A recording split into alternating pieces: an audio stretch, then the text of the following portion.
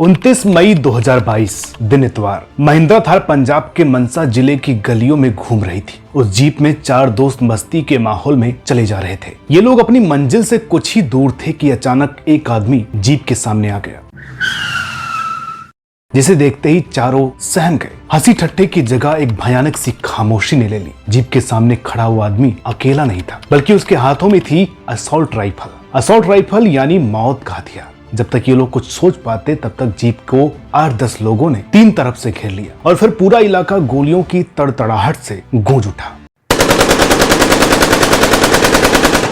कुछ मिनटों के लिए उस पूरे इलाके को सन्नाटे और दहशत ने अपने आगोश में ले लिया। उस 10 हमलावरों के हाथों में सजी असॉल्ट राइफल्स के निशाने पर सिर्फ एक आदमी था, और वो था उस जीप में बैठा पंजाब का मशहूर सिंगर शुभदीप सिंह सिद्धू, जिसे पूरी दुनिया सिद्धू मूसेवाला के नाम से जानती है। महज कुछ मिनटों में हमलावरों ने मूसेवाला पर 30 राउंड फायर झोंक दिए। इन गोलियों से मूसेवाला के बदन को छलनी कर दिया गया। हमलावर चंद मिनटों में अपना काम करके निकल चुके थे। वहां बची थी तो सिर्फ खून से सनी एक लाश और दहशत का गुबार। लोग खून से लथपथ मूसेवाला को अस्पताल लेकर भागे, लेकिन अफसोस लाशों का इलाज नहीं हुआ करता। मूसेवाला के मर्डर की खबर जंगल में आग की तरह फैल गई। जिसने भी ये खबर देखी सुनी वो एकदम भौचक्का रह गया। महज 28 साल की उम्र में एक super talented rapper, singer, song writer, actor और एक उभरता हुआ पॉलिटिशियन इस तरह दुनिया छोड़कर चला जाएगा, ये किसी ने सोचा नहीं था। मूसेवाला एक बहुत बड़ी साजिश का शिकार हो चुके थे, और जब इस साजिश और उनकी मौत के पीछे छिपे राज सामने आए तो लोग हैरान रह गए। अब यहाँ थोड़ा रुकते हैं और चलते हैं फ्लैशबैक में।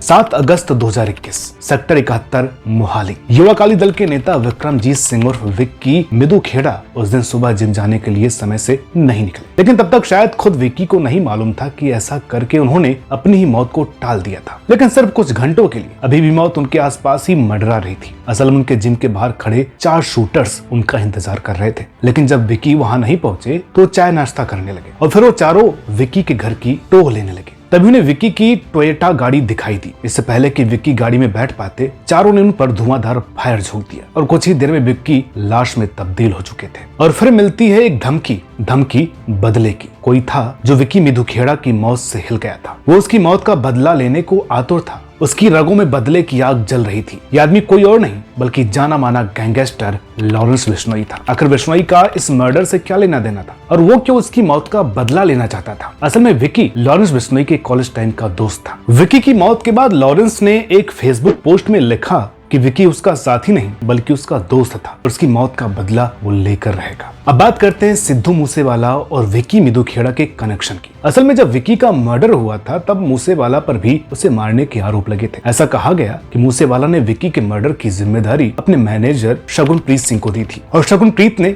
कौशल गैंग को इस काम के लिए हायर किया था। मूसेवाला के मैनेजर पर शक इसलिए भी गहराया क्योंकि वो मर्डर के बाद फरार हो गया था। बस सिद्धू मूसेवाला तभी से लॉरेंस बिश्नोई के निशाने पर था। खबरों की माने तो लॉरेंस गैंग का मानना है कि मूसेवाला सिर्फ विक्की की मौत ही नहीं बल्कि गुरलाल बराड़ और गैंग से जुड़े अंकित की हत्या का भी जिम्मेदार था। गोल्डी बराड़ और लॉरेंस तभी से उसे मारने के फिराक में थे, लेकिन मूसेवाला ने भी कोई कच्ची गोटियां नहीं खेली थी। मूसेवाला ने अपनी राजनीतिक पहुंच का इस्तेमाल करते हुए अपने लिए सरकारी सिक्योरिटी हासिल कर ली। बाकी मूसेवाला के निजी गार्ड हर वक्त मूसेवाला के साथ साय की तरह रहते थे। ऐसे में मूसेवाला तक पहुंच पाना किसी के लिए भी आसान काम नहीं था, फिर भले ही वो लॉरेंस बिश्नोई और गोल्डी बराड़ जैसे खूंखार गैंगस्टर ही क्यों ना हो। वैसे तो यह भी कहा जाता है कि बिश्नोई के गैंग में 700 से ज्यादा शार्प शूटर हैं, जो उसके एक इशारे पर दुनिया के किसी भी कोने में किसी को भी अपना शिकार बनाने के लिए 24 घंटे तैयार रहते हैं। लेकिन इस केस में उनको तब तक इंतजार करना पड़ा जब तक सरकार ने मूसेवाला की सिक्योरिटी घटा नहीं दी, और इसके साथ ही लॉरेंस और उसके गैंग को मौका मिल गया जिसकी फिराक में वो पिछले 10 महीनों से थे। उस दिन यानी 29 मई 2022 को सिद्धू मूसेवाला अपनी बीमार मौसी को देखने उनके गांव बरनाला जा रहे थे। गौर करने वाली बात यह है कि ठीक एक दिन पहले ही राज्य सरकार ने उनकी सिक्योरिटी घटाई थी। हालांकि इसके बावजूद भी मूसेवाला के साथ कई सुरक्षा कर्मी थे। जिस गाड़ी में मूसेवाला जा रहे थे उसमें 5 लोगों का बैठना मुश्किल था, जिसके चलते मूसेवाला ने अपने गार्ड को साथ में नहीं लिया। समझना मुश्किल है कि आखिर वो एक सामान्य सी जीप में क्यों गए, जबकि उनके पास बुलेट प्रूफ फॉर्च्यूनर गाड़ी भी थी। और यही चूक मूसेवाला की जिंदगी की सबसे बड़ी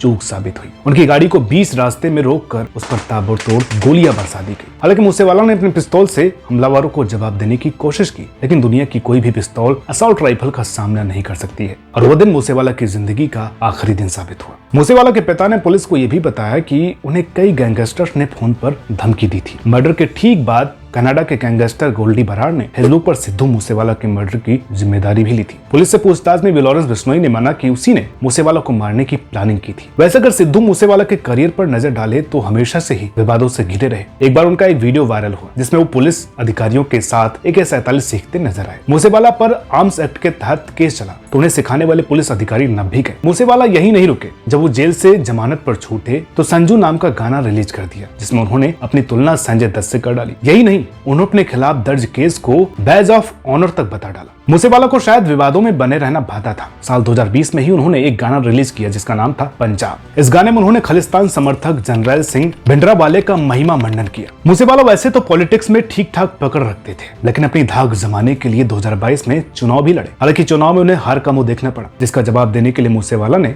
स्केपगोट गाना रिलीज कर दिया जिसमें उन्होंने उन्हें वोट न देने वाले लोगों को गद्दार तक कह दिया था। एक बार तो उन्होंने अपने गाने में माई भागो पर विवादित कमेंट कर दिया था जिसके चलते सिख समुदाय भड़क गया था। हालांकि बाद में मूसेवाला ने अकाल तख्त में पेश होकर माफी मांग ली थी। उन पर गन कल्चर को प्रमोट करने की भी आरोप लगते रहे थे। तो दोस्तों, ये थी मूसेवाला मर्डर केस की पूरी कहानी। आप में से कई दर्शक लगातार कई दिनों से डिमांड कर रहे थे कि इस सब्जेक्ट पर एक वीडियो बनाई जाए। तो आपको ये वीडियो कैसी लगी कमेंट करके जरूर बताइए। वीडियो अच्छी लगी हो तो प्लीज इसे लाइक करें, शेयर करें और चैनल पर नए हो तो प्लीज इसे सब्सक्राइब करना ना भूलें। अगर आपका इस वीडियो पर रिस्पॉन्स अच्छा रहता है तो इस सीरीज को हम कंटिन्यू करेंगे और आगे भी ऐसी ढेरों सारी कहानियां आप तक पहुंचाते रहेंगे। मिलते हैं आपसे अगली वीडियो में एक और नई दिलचस्प कहानी के साथ। तब तक के लिए नमस्कार।